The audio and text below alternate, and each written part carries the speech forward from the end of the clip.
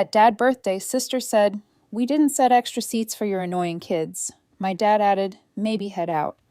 I didn't argue and we left. 50 minutes later, my phone lit up. "Why is the account frozen?" "The bill's $1.900. I typed back, "Seems you'll need a backup plan," then turned my phone off. My dad's 60th birthday dinner was supposed to be perfect. I'd been planning it for weeks. Booked the nicest private room at Bellissimo, the upscale Italian place downtown, arranged the custom cake, coordinated with relatives flying in from 3 different states. I even paid the deposit myself, $800, non-refundable. What I didn't plan for was my sister Diane standing in that doorway with her arms crossed looking at my 7-year-old twins like they were raccoons who'd wandered in off the street. "We didn't set extra seats for your annoying kids," she said. Just like that. No hello, no happy birthday, Dad, just that. I stood there holding Mia's hand while Lucas clutched his carefully wrapped present for Grandpa, the birdhouse they'd spent all week painting in the garage. My dad appeared behind Diane and I waited for him to say something. Anything. Instead, he cleared his throat and said, "Marilyn, maybe it's better if you head out. You know how Diane gets when things aren't organized her way." Do you think I should have argued right then? Caused a scene? I didn't. I just nodded, took my kids' hands, and walked back to my car. Maya asked why we were leaving, and I told her Grandpa's party was for grown-ups only. The lie tasted bitter. But what else could I say that your aunt thinks you're annoying? That your grandfather chose her feelings over yours? Here's what Diane didn't know. I wasn't just a guest at this party. I was the one who'd organized everything. More importantly, I was the one whose credit card was on file for the final bill. The restaurant had my number as the primary contact, my signature on the event contract, my card authorized for the entire evening's charges, drinks, dinner, dessert, the works. Estimated total around $1.900. We drove to Chuck E. Cheese instead. The kids were confused at first, but once the game started, they forgot all about the fancy restaurant. I watched Lucas win enough tickets for a plastic ring, and Maya absolutely demolished the whack-a-mole game, and honestly, I felt lighter than I had in weeks. My phone started buzzing around 7:30. Text from my Aunt Carol.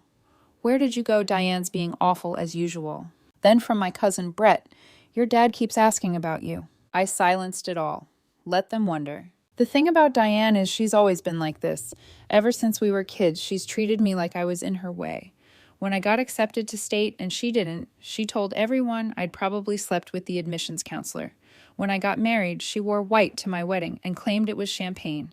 When I had the twins, she asked if I was sure they were my husband's. My dad never said a word. Never defended me. Just kept the peace by asking me to be the bigger person. Well, tonight I was done being the bigger person. Around 8:15, my phone lit up again, even though I'd turned off the sound.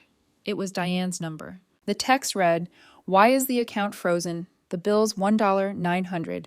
I stared at that message for a long moment. Then I typed back, "Seems you'll need a backup plan." And I turned my phone completely off. You're probably wondering what I did right. Here's the thing. I called the restaurant from the Chuck E. Cheese parking lot about 40 minutes after we left. I spoke to Marcus, the manager I'd been coordinating with for weeks. I told him there had been a change of plans, that I wouldn't be attending after all, and that under no circumstances should my card be charged. I also told him I was removing my authorization for any charges to my account. He was incredibly understanding, especially when I explained that my family had uninvited my children from my own father's party, a party I'd organized. Marcus mentioned they could need a new payment method before the party could continue. House policy. I imagine that's about when Diane's phone call came in. Somewhere between the appetizers and the main course. Picture it. 35 people, bottles of wine already opened, plates of pasta being prepared in the kitchen, and suddenly no one to pay for any of it. What do you think happened next? Well, let me tell you, because I found out later from Aunt Carol, who loves good drama almost as much as she loves me. Apparently Diane's card got declined twice. Then she tried to get my dad to pay, but he'd recently maxed out his cards buying a new fishing boat. Something I told him was a terrible idea, by the way. My Uncle Richard offered to split it with someone, but $1.800 divided by even 2 people is still $900 each. And suddenly everyone was very quiet, staring at their phones, claiming their banking apps were down. Diane started crying, actual tears, saying I'd ruined Dad's birthday, that I was vindictive and cruel. My dad apparently just sat there looking older than 60, while the manager stood nearby, with a very patient but very firm expression. Aunt Carol, bless her, stood up and said, "Maybe if you hadn't kicked out the woman who planned this whole thing and insulted her children, we wouldn't be in this mess." Then she walked out. Brett followed her. So did my Uncle Richard and his wife. The party disbanded. Some people Venmo'd Diane what they could. My dad apparently covered about $600 on a card that barely went through. Diane put the rest on her card, the one she usually reserves for emergencies, and spent the rest of the night glaring at anyone who made eye contact. I didn't know any of this yet, though. I was at home, tucking the twins into bed, listening to Lucas tell me about the best night ever at Chuck E. Cheese. But what happened the next morning? That's when things got really interesting.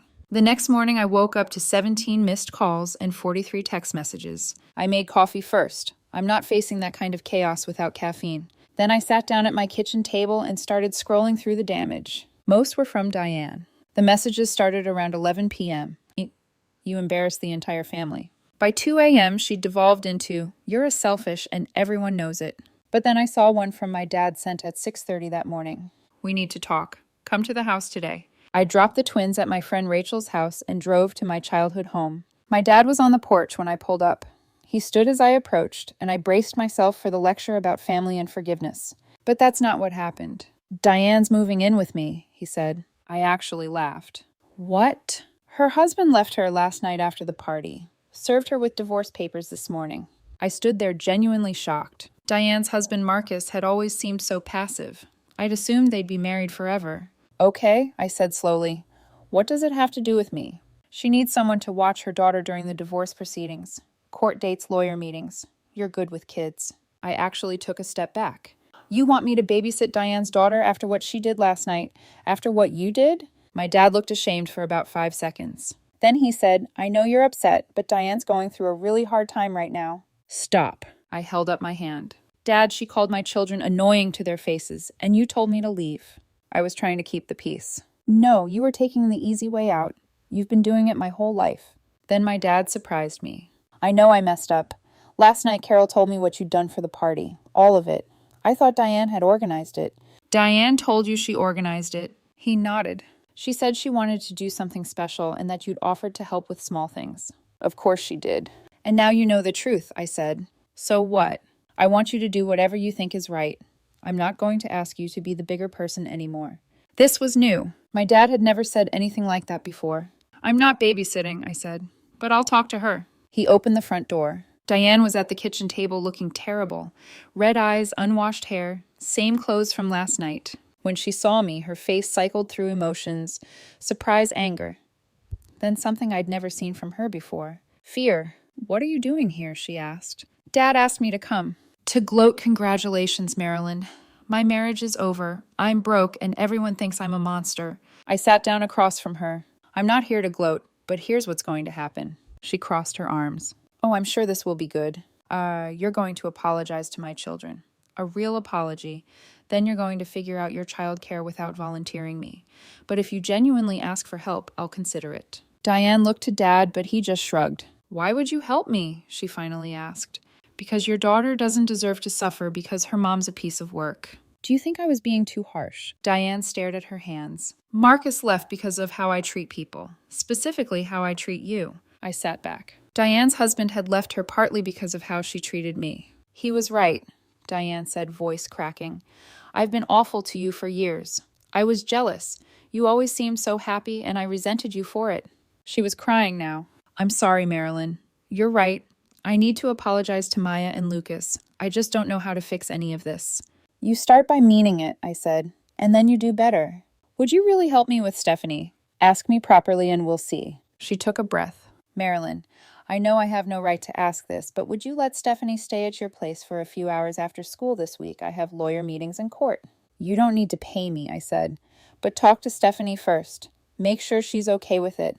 And come over tomorrow and apologize to the twins. And if I do? If you do those things, then yes." Diane nodded. "Thank you." As I stood to leave, I asked, "Did you seriously tell Dad you'd organized his party?" She looked embarrassed. "Yeah, I wanted him to think I was the good daughter for once." "Well," I said, "how'd that work out?" She gave a small, exhausted laugh. "Terribly. Absolutely terribly. That evening, I got a call from an unknown number. 'Hi, is this Marilyn Morrison? This is Jennifer Caldwell from Bellissimo Restaurant. Marcus told me what happened at your father's party." My stomach dropped. Was I in trouble? "I wanted to personally thank you," she continued. "What you did took courage." I blinked. "I'm sorry."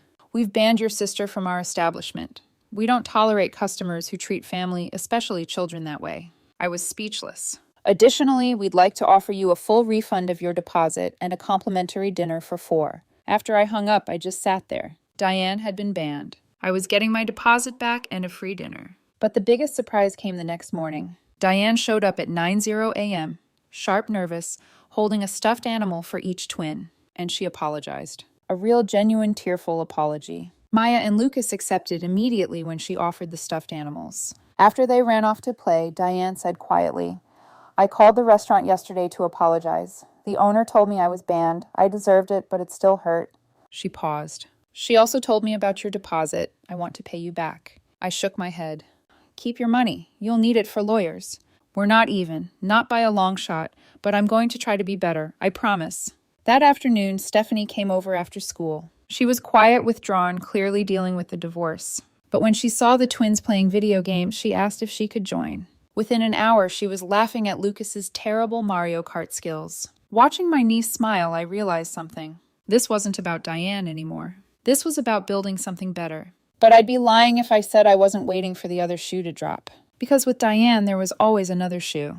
And boy, was I right. What happened next? That's when everything changed. 3 weeks went by, and honestly, things were going surprisingly well. Stephanie came over after school most days, becoming like a big sister to the twins.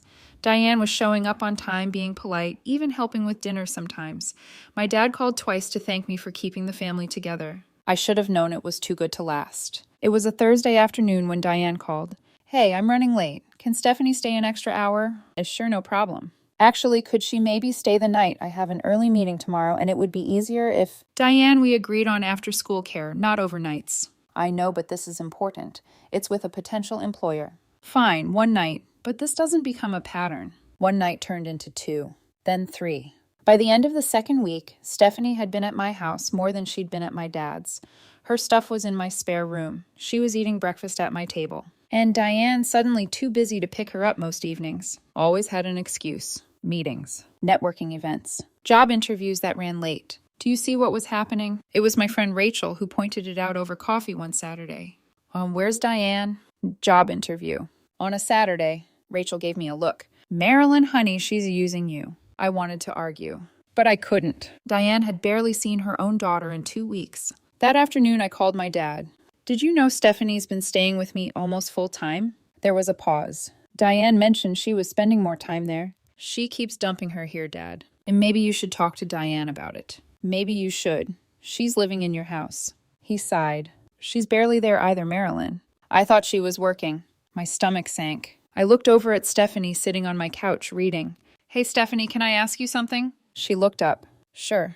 "Has your mom mentioned where she's been spending her time?" Stephanie's face changed. It got harder. Older. "You don't know." "Know what?" "Mom's dating someone." My chest tightened. "For how long?" "Like 3 weeks." 3 weeks. Some guy named Trevor she met at a bar. I felt like I'd been punched. What would you have done? I called Diane immediately. It took 5 tries before she picked up. "What?" she snapped. "I'm busy." "I know you're dating." Silence. "Stephanie told me." Another silence. "Is that where you've been while your daughter's been living at my house?" "Marilyn, I can explain."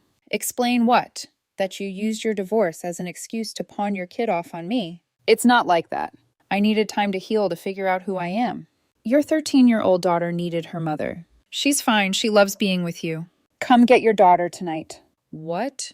"You heard me. Come get Stephanie tonight or I'm dropping her off at Dad's." I hung up. Stephanie was standing in the doorway, tears streaming down her face. "I'm sorry," she whispered. "I didn't mean to cause problems." My heart broke. Sweetie, you didn't cause anything. This is between your mom and me." 2 hours later, Diane showed up, and she looked different. New clothes, new haircut, more makeup, like someone trying very hard to be someone else. "Can we talk?" she asked. And not much to say. I messed up, I know I did, but I was drowning. Trevor made me feel normal for the first time in months. "And Stephanie, what did she make you feel?" Diane flinched. "That's not fair." "Isn't it? You dumped your kid on me so you could play pretend." Then Stephanie appeared. Backpack packed, ready to go. "It's okay, Mom," she said quietly. "I'll go." Diane looked at her daughter, really looked at her, maybe for the first time in weeks. Something in Diane's face crumbled. No, Diane said suddenly. It's not okay. None of this is okay. Stephanie froze. You're right, Diane continued. I've been running away from everything. And I used you to do it. Yeah, Stephanie whispered. You did. I'm sorry. Really, truly sorry. I wanted to believe her. But I'd heard apologies from Diane before. Here's what's going to happen. Stephanie stays with you and Dad full time.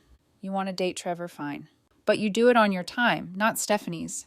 And if I find out you've dumped her on Dad the way you dumped her on me, we're done. Diane nodded, crying. You're right.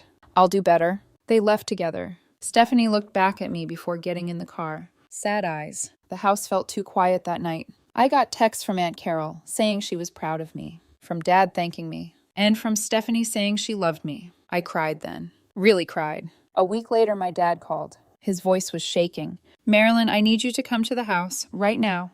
Is everything okay? It's about Diane. I got Rachel to watch the twins and drove over heart pounding. Dad was on the porch. Diane was standing beside him. But she wasn't crying. She wasn't defensive either. She looked calm, determined. I checked myself into therapy, Diane said. Yesterday. I start intensive outpatient treatment on Monday. I blinked. You what? I talked to Stephanie. Really talked to her. She told me she'd rather have no mom than one who keeps pretending to care and then disappearing. Diane swallowed. That broke something in me. Her voice wavered, but she kept going. I'm going to fix this. Not for you, not for Dad, but for Stephanie and for myself. My dad nodded slowly. She called me at 2 a.m. asking for help finding a therapist. I'm not asking you to forgive me, Diane continued. I'm just telling you what I'm doing. And I wanted to say thank you for taking care of Stephanie, for setting boundaries, for not letting me get away with my crap anymore. Do you think people can really change? I looked at her. Then I said quietly, I hope it helps. Me too. 3 months have passed since that night. Diane has been in therapy twice a week and hasn't missed a single appointment. She and Stephanie are living together now in a small apartment across town. Dad helped with the deposit. Things aren't perfect, but they're trying. Stephanie comes over every other weekend now. Diane actually asked permission first. That alone still surprises me. They came to Lucas's birthday party last month. Diane brought a gift, stayed the whole time, even helped clean up the wrapping paper afterward. At one point, I caught her quietly washing dishes in my kitchen while the kids played Mario Kart in the living room. It was such a normal moment. 3 months ago, I would have laughed if someone told me Diane would ever be scrubbing my sink. Last week, my dad called. I just wanted to say something, he said. What? I'm proud of you. I waited for the rest. For being the bigger person, but that wasn't what he said. I'm proud of you for standing up for yourself and for your kids. I don't think he'd ever said that to me before. Not once in my entire life. Diane and I aren't close. We may never be. But we talk now. Sometimes it's just quick texts about Stephanie's schedule or family dinners. Sometimes it's longer conversations about therapy, about how she's trying to understand why she treated people the way she did. She still slips up sometimes. The difference now is she catches herself, and she apologizes. I'm trying to let her. At Thanksgiving this year, which I hosted, the house was louder than usual. My twins were racing through the hallway with Stephanie. Dad was arguing with Uncle Richard about football. Aunt Carol had taken over my kitchen like she always does. Diane stood near the doorway for a long time before finally walking over to me. I know I don't say it enough, she said quietly, but thank you. For what?